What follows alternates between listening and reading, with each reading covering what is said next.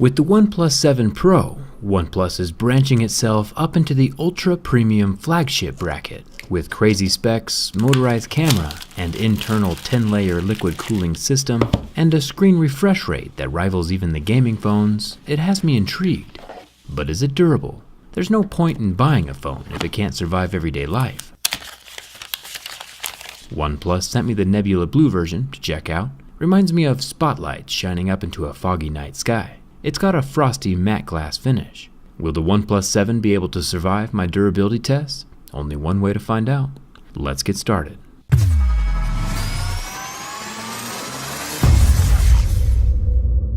The first thing I noticed out of the box is the minimal bezels, no notch. OnePlus is calling this a fluid AMOLED, and I'll get to more of that in a second. But if we take a look up here at the top, the way OnePlus managed to get rid of the notch was by moving the camera. Like literally adding a motor and moving the camera so it pops out of the phone. I think it's pretty brilliant. If I push the camera back in manually, I get a little warning on the screen asking me to politely not do such things, and I'll obey for now, but I'll definitely be back. Let's start with the scratch test. With the large screen on the OnePlus 7 Pro, it's even more important that the glass remains scratch-free. My Mose picks help me visually see the difference between different types of materials. Normally, metal objects won't be able to do any damage to a glass screen. OnePlus has been nice enough to include a legit plastic screen protector on the phone. I'll remove that so we can test the actual screen. Flexible AMOLED screens damage at a level 2, plastic screens scratch at level 3, glass scratches at a 5 or a 6, and sapphire scratches at an 8 or a 9. Looking at the marks made by my Mose picks, we can start seeing scratches at a level 6 with deeper grooves at a level 7. Very normal for smartphones these days that are using tempered glass. Up here at the top there is a small sliver of an earpiece. It feels like it's made from metal and sitting just below the surface of the glass. The motorized front-facing camera, which is only visible while the camera itself is enabled, pops out of the phone like a daisy in springtime. The 16 megapixel sensor is protected with a little circle of glass, which is good. It means it won't be getting itself scratched when sliding in and out of the phone. The front area surrounding the circular camera lens is made from plastic, but since it's not an essential or normally visible component, I'm not too worried about it. Just touching or tapping the camera won't make it retract. You have to apply about the same amount of force as it takes to smash a strawberry to get it to go in. The analogy might be a bit weird, but you understand where I'm coming from.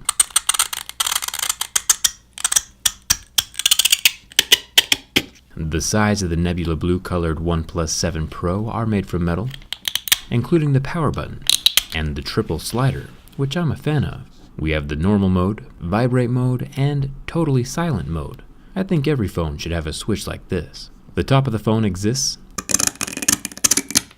The surface of the mechanical camera slider is made from metal. You can see the silver glinting through after my scratches. The camera unit itself is also made from metal, minus the front plastic bit of course. Down the left side we have a metal volume rocker and more metal running down the body. Unfortunately for us though, flipping the phone over to check out the base, there is no headphone jack. The SIM card tray, USB-C and loudspeaker are all covered in metal. It has a dual SIM card tray with a slot on the front and back. Personally, I would rather have an SD card slot in here. But either way, it does have the red water-resistant ring to help keep liquid out. The back panel is covered in Gorilla Glass 5, meaning the blue color and logos are all protected against scratches, just like the front screen. On the 7 Pro, OnePlus has the perfect trifecta of cameras. A 3x telephoto zoom, 8 megapixel camera on the bottom, a 48 megapixel main camera, and an ultra-wide-angle 16 megapixel camera up top. It's a pretty killer camera setup, and I'm a fan of the extra features. This particular lens combination has everything. But what about the front pop-up camera? As we know, moving parts might pose a weakness down the road. OnePlus says the motor has been tested over 300,000 times, and I've always put that to the test. Count with me now. 1, 2, 3. Just kidding. Even if we activated the camera 150 times a day, it would still take us 5 years to hit 300,000. OnePlus says that if the camera is opened and sticking up, but then slips from your hands and free falls, the camera will automatically retract in just a fraction of a second. And it looks like that is indeed the case. The distance between my camera and the desk is about 1.5 feet, and by the time the OnePlus 7 Pro hits my hand, the camera is almost fully retracted. I'd say it would have time to fully retract itself in about 2.5 feet, or 0.6 meters. It's using the internal accelerometer and gyroscope to figure this out. Let me know if you want to see a full-on real drop test of this phone down in the comments. We can check my math. It's good to see that the camera is protecting itself, like a turtle drawing its head back into its shell. The best protection against dropping, though, is not dropping it at all. One way to fix the smooth, slippery glass surface is with a textured skin from D-Brand. The hexagonal swarm skin is one of my favorites right now, but they have all kinds of colors to choose from. Even bulletproof banana is still there. Plus, the skins are pretty easy to change up and swap out whenever you want. I'll leave a link for you in the description. And thanks to D-Brand for sponsoring this video.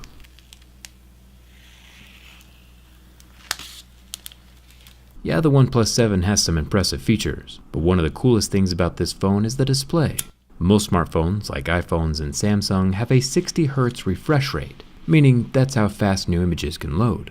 The OnePlus 7 Pro has a 90 Hz refresh rate. Combined with a 1440p resolution, it's putting itself right in the same ballpark as some of the high-end gaming phones, especially if it has that impressive 10-layer internal heat pipe that OnePlus mentioned. I'll have to take a look at the insides for sure. You might be thinking to yourself, wow, this Jerry guy is talking forever. And you're right, the flame has been in place for a full 50 seconds, with hardly any indication that the phone's been on fire. Normally, we get permanent burn marks after about 20 seconds. I highly recommend you don't take a lighter to your own phone though. It does melt away the oleophobic coating, and I've had a few mothers mad at me for setting a bad example. Don't do this at home, kids. I'm a professional. OnePlus has added an underscreen fingerprint scanner again this year. We can tell it's optical by the green light shining up onto my finger as I set the lock method. I'll take my Deeper Grooves Level 7 pick to the glass, just to make sure the fingerprint can still function when the glass is damaged. And it looks like even with the scratches, the fingerprint scanner can still unlock. Not too shabby. My durability test is not complete without analyzing the structure of the OnePlus 7 Pro. Does the camera slot at the top make it weaker? The only way to find out is with a bend test. When bent from the front, we get a subtle curve, but nothing catastrophic. And flipping the phone over to bend it from the back, we get no glass separation or kinks in the frame. The OnePlus 7 has held up well, and might just be one of my favorite phones so far this year. I'm a sucker for mechanical parts. I think the mechanical camera unit is going to look pretty awesome from the inside. The OnePlus 7 Pro Clear version is going to be epic. Hit that subscribe button, I've got some good videos coming your way. You can see what your phone looks like with the D-Brand skin installed using the link in the description. Come hang out with me on Twitter and Instagram.